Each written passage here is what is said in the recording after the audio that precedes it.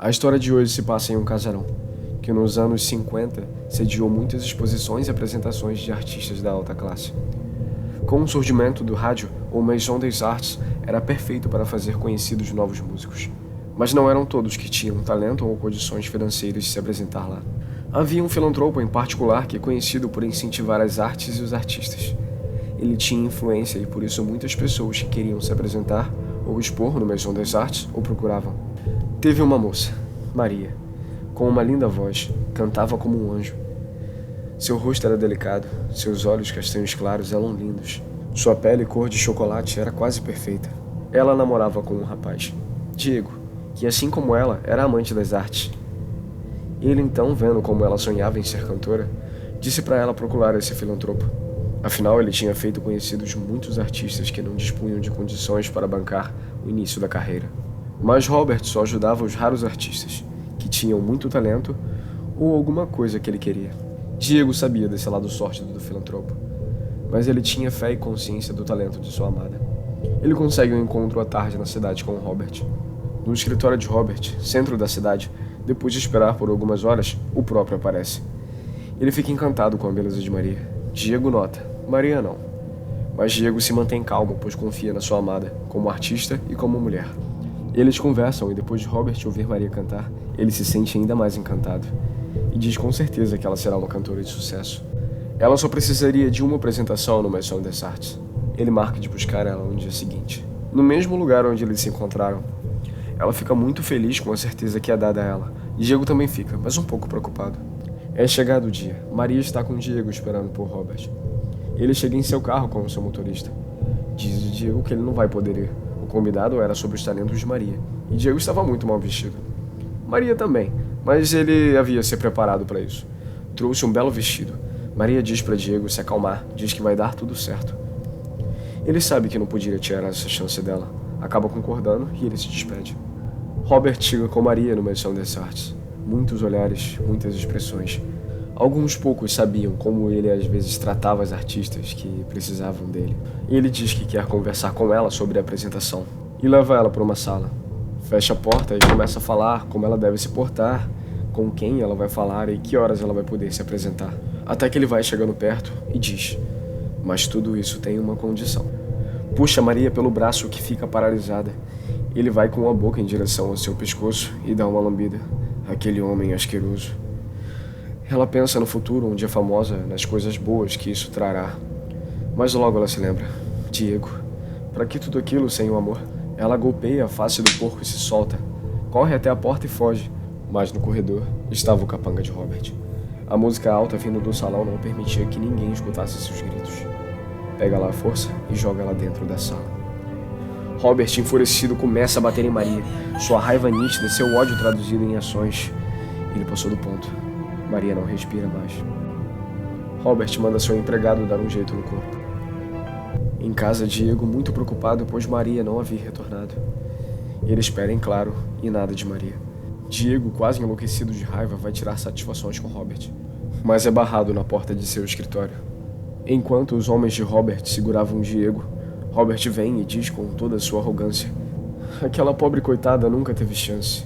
Até que tentei, mas pessoas como vocês nunca serão grande coisa. Tenha a coragem de dizer na cara de Diego que Maria bebeu tanto, não se apresentou e saiu cambaleando madrugada adentro. Diego nunca acreditaria naquilo, mas começou a procurar Maria da forma que pôde. Impotente, sem recursos e sem auxílio, também porque o homem com muito poder e influência havia dito que ela saiu alcoolizada e que se ela havia sumido, é porque ela fez por onde. Sofrimento, ódio, angústia, pesar, arrependimento. Esse era Diego agora, que em uma noite vai totalmente embriagado à porta do Maison des Arts. Faz um escarcéu, que logo é controlado pelos seguranças, que levam ele para uma viela e o espancam. De alguma forma, no dia seguinte, ele estava em casa, acabado, destruído, sentado em frente a algumas telas, com os pulsos cortados e um pincel na mão. Imerso em ódio, ele começa a pintar. A tinta e o sangue já eram uma coisa só. Atrás dele, alguma coisa o auxiliava.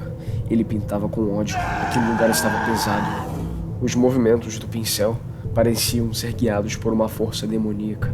Assim, ele produziu um quadro profano, assustador e poético. E logo perdeu a consciência. Na madrugada ele parece despertar. Pega o quadro e vai caminhando noite adentro e chega ao Maison des Arts. Madrugada vazia, ninguém lá. Ele abre as portas como se não estivessem trancadas. Pendura seu quadro bem na entrada, coberto com um tecido vermelho e um bilhete. Obra principal para leilão. Espelho Sangue. Ele ainda aparentando o transe se retira. Fecha as portas e volta caminhando para sua casa. Lá naquele quarto onde Espelho Sangue foi concebido, ele desmaia. Não parecia mais Diego. Já no dia seguinte, os curadores chegam ao local e notaram a presença do quadro. Não abriram. Eles mandaram informar imediatamente a Robert, que era quem mandava naquele lugar. Robert orienta para que ninguém mexa no quadro até que ele chegue. Já à noite, no Maison des Arts, ele manda que coloquem o quadro em seu escritório. Diz para todos saírem. Lá, ele retira o tecido que envolve a obra. Ao olhar aquele quadro, Robert sente tantas emoções. Eram fortes, negativas e estranhas. Mas o importante era que cumpria excepcionalmente bem sua função como arte. Fazia sentir. Robert passa 10 minutos trancado em sua sala admirando a obra. Ainda meio embasbacado, ele cobre o quadro e manda pôr no centro da exposição. E diz para avisar a todos que chegarem dessa surpresa. Com o passar das horas, as pessoas vão chegando em seus carros caros, com suas joias e nariz ímpar. Um típico evento do Maison des Arts. Vinho, conversa, músicos tocando o ambiente, quadros anteriormente expostos. Mas dessa vez, uma novidade. A obra secreta que fez Robert criar suspense e agitação. No auge da noite, ele sobe no palco de leilão e faz um discurso.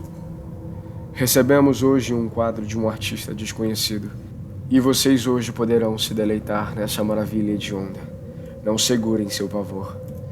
O suspense prendia a atenção de todos. Alguns duvidavam, outros nem piscavam. E Robert retira o tecido. Todos ali presentes são hipnotizados pelo quadro por cerca de 1 minuto. Logo começam a gritar.